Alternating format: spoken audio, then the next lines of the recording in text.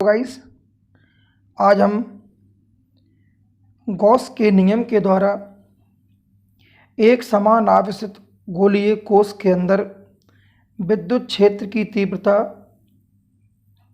शून्य होती है, ये हम प्रूव करेंगे। साथ ही हम यह प्रूव करेंगे कि गॉस की प्रमेय की सहायता से किसी एक समान आवेशित चालक गोले अथवा पतले गोलीय खोल के बाहर व अंदर पृष्ठ पर स्थित किसी बिंदु पर विद्युत क्षेत्र की तीव्रता क्या होती है।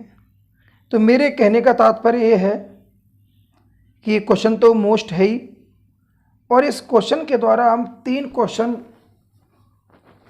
का आंसर एक क्वेश्चन के आंसर के अंदर ही तैयार करेंगे। कैसे, आप समझ गए होंगे कि यह क्वेश्चन 3 प्रकार से आ सकता है। एक गोलीय कोश के अंदर, एक गोलीय कोश के बाहर, और तीसरा गोलीय पृष्ठ पर। आप देख सकते हैं हमने तीनों कंडीशन को स्पष्ट किया है। ये आप देख रहे हैं, एक गोलीय कोश के बाहर बिंदु P लिया है, तो ये गोलीय कोश के बाहर के लिए कंडीशन हो गई। दूसरी, आप देख सकते हैं कि मैंने गोलीय पृष्ठ पर ही, गोलीय पृष्ठ के जो परिधि है उस पर हमने बिंदु P लिया है, तो ये गोलीय पृष्ठ पर हो गया कंडीशन।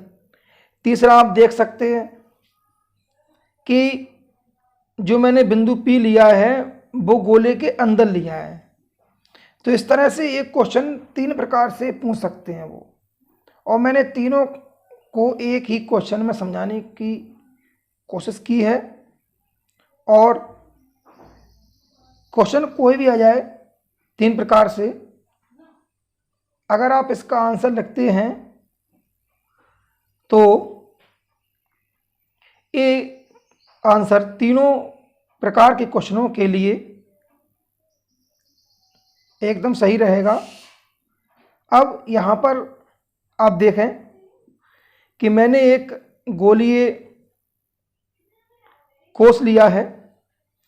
यहाँ पर ध्यान रहे, गोला के नाम से आ सकता है, गोलीय कोश के नाम से आ सकता है, गोलीय खोल के नाम से आ सकता है, पतले गोलीय कोश के नाम से आ सकता है।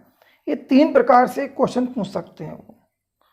तो गोलीय कोश लिया है जिसके प्रत्येक बिंदु पर +Q आवेश है, और आप देख रहे होंगे कि यहाँ पर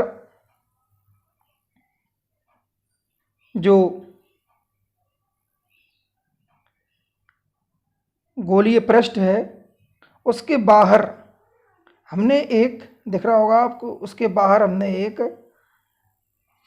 पृष्ठ माना है जिस पर बिंदु P लिया है। इसे हम गॉसियन पृष्ठ कह सकते हैं। और आप देख रहे होंगे कि यहाँ पर बिंदु O से, यानी कि केंद्र O से गोलीय जो पृष्ठ है वहाँ तक की परिधि की दूरी यानी कि त्रिज्या R है, और जो हमने बाहरी गॉसियन पृष्ठ लिया है उस पर जो बिंदु P स्थित है, जहाँ हमको विद्युत क्षेत्र की तीव्रता ज्ञात करनी है, उसकी दूरी R है। इस तरह से OP = X रहेगा। और यहाँ पर हम गॉसियन पृष्ठ से संबद्ध विद्युत फ्लक्स की अगर बात करेंगे तो फाई इक्वल पहले पढ़ चुके हैं, close integral E vector dot ds vector equal E cross, यहाँ पर क्लोज इंटीग्रल ds वेक्टर का वैल्यू जाएगा 4πx²।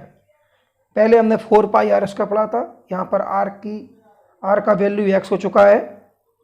अब उसके बाद हम गॉस के नियम के अनुसार गोले के पृष्ठ पर बात करेंगे तो संपूर्ण फ्लक्स होगा phi equal 1/ε0 multiply to Q।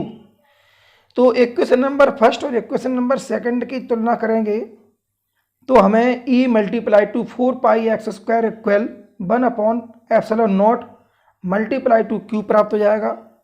और इस तरह से हम बड़ी आसानी से E इक्वल 1/4πε0 इंटू Q/x² ज्ञात कर लेंगे। यहाँ इकाई होगी न्यूटन प्रति कूलम, जो हम पहले जान चुके हैं। अब हम सेकंड कंडीशन की बात करेंगे। आप देख रहे हैं कि यहाँ पर हमको गोले के पृष्ठ पर बिंदु P लेना है और जिस पर हम दोबारा विद्युत क्षेत्र की तीव्रता ज्ञात करेंगे। और यहाँ पर यदि हमने बिंदु P पृष्ठ पर ले लिया तो आपको दिख रहा है कि यहाँ पर त्रिज्या और आपका बिंदु P ये दोनों बराबर होंगे। इस तरह से हमारा x² r हो जाएगा। और हम यदि विद्युत क्षेत्र की तीव्रता ज्ञात करेंगे तो E = 1/4πε0 Q/r² हो जाएगा। अब हम तीसरी कंडीशन की बात करेंगे। अब हमारे तीसरी कंडीशन में गोले के अंदर बिंदु स्थित होगा जहां हमें बिंदु P पर विद्युत क्षेत्र की तीव्रता ज्ञात करनी है। जब अंदर होगा तो हम देख सकते हैं कि यहाँ पर x की वैल्यू त्रिज्या r से कम होगी। और आप देख सकते हैं कि हमने दोबारा एक गॉसियन पृष्ठ माना है और गॉसियन पृष्ठ मानने के बाद हमने इसको अंदर ले लिया है क्योंकि बिंदु P अंदर पहुँच चुका है। इसलिए यहाँ पर आप देख सकते हैं कि OP = x हो जाएगा। और हमने दोबारा गॉसियन पृष्ठ की बात की है। इस तरह से गॉसियन पृष्ठ से संबद्ध विद्युत फ्लक्स फाई इक्वल दोबारा किलोसेंट्रिकल E vector dot ds vector equal E × 4πx² हो जाएगा। अब अगर हम आगे बढ़ेंगे तो हम दोबारा यदि आंतरिक गोले के अंदर चूंकि कोई आवेश नहीं है तो दोबारा हम इसका विद्युत फ्लक्स की बात करें तो यहाँ पर फाई इक्वल 1/ε0 × Q होने से यहाँ पर Q की वैल्यू 0 पुटअप करेंगे तो हम देखेंगे कि फाई इक्वल 0 हो चुका है। और हम इस तरह से ये रहा समीकरण नंबर 1 तीसरी कंडीशन के लिए और ये समीकरण नंबर 2 रहा। इस तरह से दोनों की तुलना करेंगे तो E × 4πx² 0 आएगा और इस तरह से हमें E = 0 प्राप्त होगा।